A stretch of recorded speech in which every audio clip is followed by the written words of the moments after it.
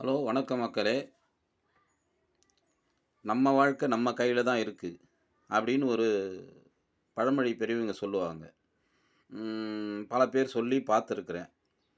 போடா உன் கையில் தான், உன் வாழ்க்கை உன் கையில் தான்டா இருக்குது, பார்த்து போடா அப்படின்னு சொல்லுவாங்க. அதனுடைய அர்த்தம் தெரிஞ்சு சொன்னாங்களா தெரியாது சொன்னாங்களான்னு தெரியாது. ஆனால் அதனுடைய அர்த்தம் இதுதான். அதனுடைய அர்த்தம் உனது கையில், உனது வாழ்க்கை உனது கையில் இருக்கு போடான்னு சொல்கிறது. அதாவது நம்ம வாழ்க்கை நம்ம கையில் இருக்குங்கிறது இதுதான் அர்த்தம். பாருங்க, இந்த மாதிரி கையில் 5 விரல் இருக்குது. இந்த 5 விரலில் கட்டை விரல் கட்டை விரல் பூமி, ஆள்காட்டி விரல் காற்று. அதாவது எங்கும் உலாவக்கூடியது, எங்கேயும் இருக்கக்கூடியது, எங்கேயும் எதையும் காட்டக்கூடியது காற்று. அதுக்கப்புறம் நடுவிரல். இந்த நடுவிரல் உயரமாக எட்டாத இடத்துல வானம் இருக்குது. அதுக்கு தான் வானம். நடுவிரல் வானம்.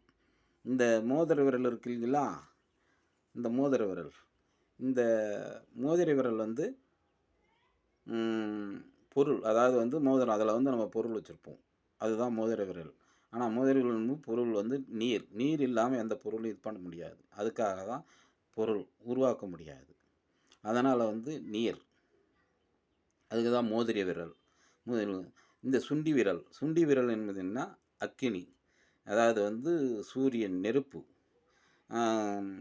நெருப்பு நமக்கு அதிகமாக தேவைப்படாது, கம்மியாக தான் தேவைப்படும். அதனால் தான் அதை சுண்டி விரல்.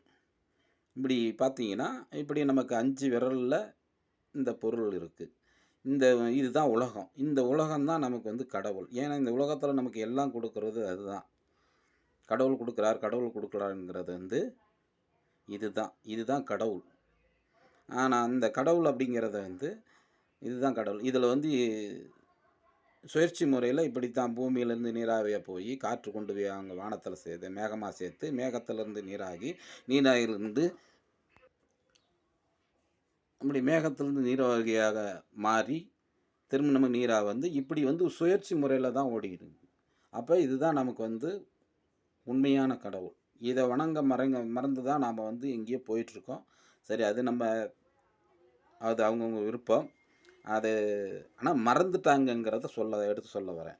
அப்போ அப்படி என்னன்னு கேட்டிங்கன்னா, அப்போ நம்ம வாழ்க்கை நம்ம கையில் இருக்குது அப்படிங்கிறது இதுதான் பொருள். இதை பார்த்து புரிஞ்சு இதுக்கு தகுந்தாற்போல் நம்ம நடந்துக்கணும், இதனுடைய விளக்கம் தெரிஞ்சு நம்ம வாழணும் அப்படிங்கிறதுக்கு தான் உனது வாழ்க்கை உனது கையில் இருக்குது அப்படிங்கிறத சொல்லியிருக்காங்க. அப்போ நம்ம கையிலேயே அதனுடைய அளவுகோல், அதனுடைய விவரத்தெல்லாம் நம்ம கையில் கொடுத்துருக்காங்க.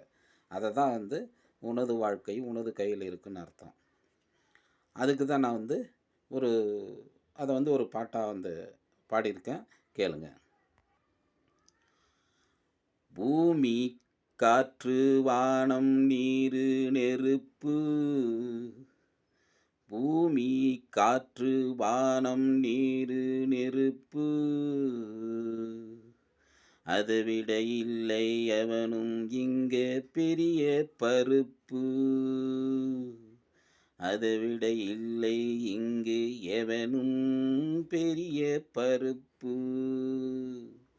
அது நினைத்தால் வேண்டா வெறுப்பு. அது நினைத்தால் வேண்டா வெறுப்பு.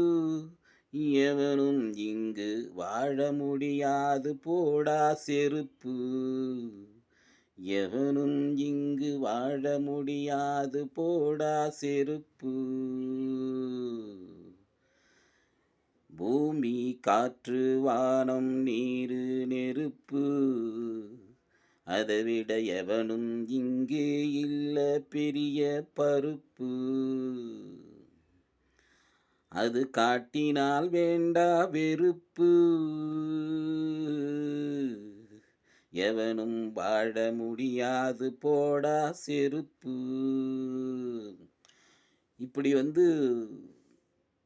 இதை தான் இருக்குது. இந்த 5 இதுதான் நம்ம கையில் வாழ்க்கை, நம்ம கை வாழ்க்கைங்கிறது. அதை தான் இப்போ இந்த கூட்டி பிடிச்சி எடுக்கிறோம் பார்த்தீங்களா. இந்த கட்டை விரல் நல்லவன் அப்படியே மாற்றிக்கிட்டிங்கன்னா, மனுஷனாக வாழும்போது இந்த கட்டை விரல் நல்லவன். இந்த ஆள்காட்டி, அதாவது இந்த ஆள்காட்டி விரல் அதாவது ஆள் காட்டுறது, நல்லது கெட்டது எல்லாத்தையும் காட்டுறது. இந்த நடுவிரல் அரசியல்வாதி. புரியுதுங்களா? அதான் அரசியல்வாதி, அரசாங்க அதிகாரிகள் அவங்க. இந்த மோதிரை விரல் இருக்கு இல்லைங்களா? அது வந்து ஒரு நடுத்தரப்பட்ட மக்கள்ல சேர்ந்தவன். இந்த சுண்டி விரல் இருக்குங்களா? இது வந்து ஏழை. இப்ப இவங்க எல்லாமே சேர்ந்து பார்த்தீங்கன்னா, அ சேர்ந்தா தான் ஒரு நம்ம உலகம். அப்ப இதில எல்லாரும் வந்து ஒருத்தர ஒருத்தர் இது பண்ணி, உதவி பண்ணி செஞ்சு வாழணும். அதுதான் வந்து உலகம். அதுதான் நம்ம கையில இருக்குது நம்ம வாழ்க்கை அப்படின்னு சொன்னது. அப்ப என்னன்னு கேட்டீங்கன்னா, அந்த காட்டுறது வந்து ம் இப்ப நம்ம கைய இப்படி மடக்கி வச்சும்போது பார்த்தீங்கன்னா, இப்படி எல்லாம் ஒண்ணா தான் இருக்கும். அப்பி இவன் குனிய மாட்டான். இப்ப கட்ட விரல் வந்து அதான் நல்லவன் சொன்னேன் இல்லையா? நல்லவன் வந்து அவன் குனிஞ்சா தல வந்து தனியா தான் குனிவான். சேர்ந்து குனிய மாட்டான். புரியுதுங்களா? அப்படி சேர்ந்து அவன் நல்லவன் குனியும்போது தான் இவன் என்ன பண்றது, இந்த சேர்ந்து இவரெல்லாம் சேர்ந்து அவன பிடிச்சு அமிக்கிருவாங்க. அப்ப அப்படிங்கும்போது அவன் குனியும்போது தனியா தான் குனிப்பான். மத்தபடிக்கு இந்த 4 பேர் குனியும்போது, இவன் வந்து நின்னு தான் இருப்பான். அவங்கள அடக்கி ஆளுவான். அப்ப அப்படிங்கிறம்போது இவங்க எல்லாம் ஒண்ணு சேர்ந்து செய்றபோது, அப்ப வந்து இவங்க எல்லாம் வந்து ஒண்ணு சேர்ந்து செஞ்சா தான் எந்த ஒரு பொருளையும் எடுக்க முடியும். எந்த ஒரு இதையும் செய்ய முடியும். அதுதான் வந்து இதனுடைய பொருள் அடக்கம். புரியுதுங்களா?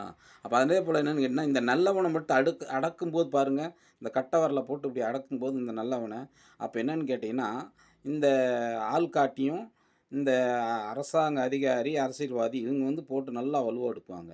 இந்த நடுத்தரமா இருக்கான் பாத்தியா இந்த ஏழை, அவன் வந்து சும்மா அப்படி தொட்டு தொடாத அப்படி இருப்பான்.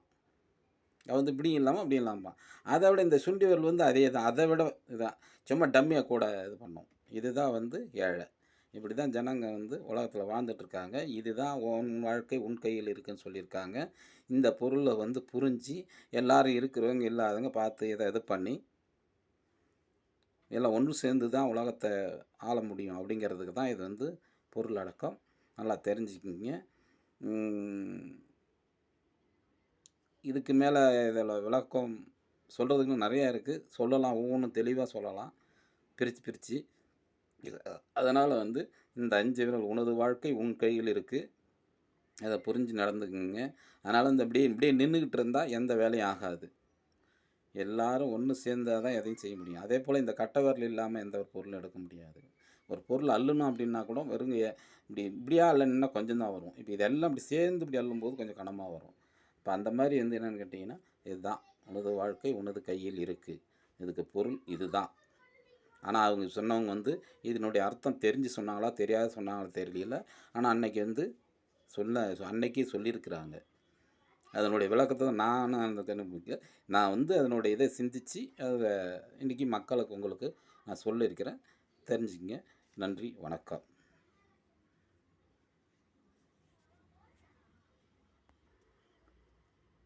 இப்படிக்கு வைரம் வே அ டிவி இது. என் பேரு கோவா வெங்கடேசன். நன்றி, வணக்கம்.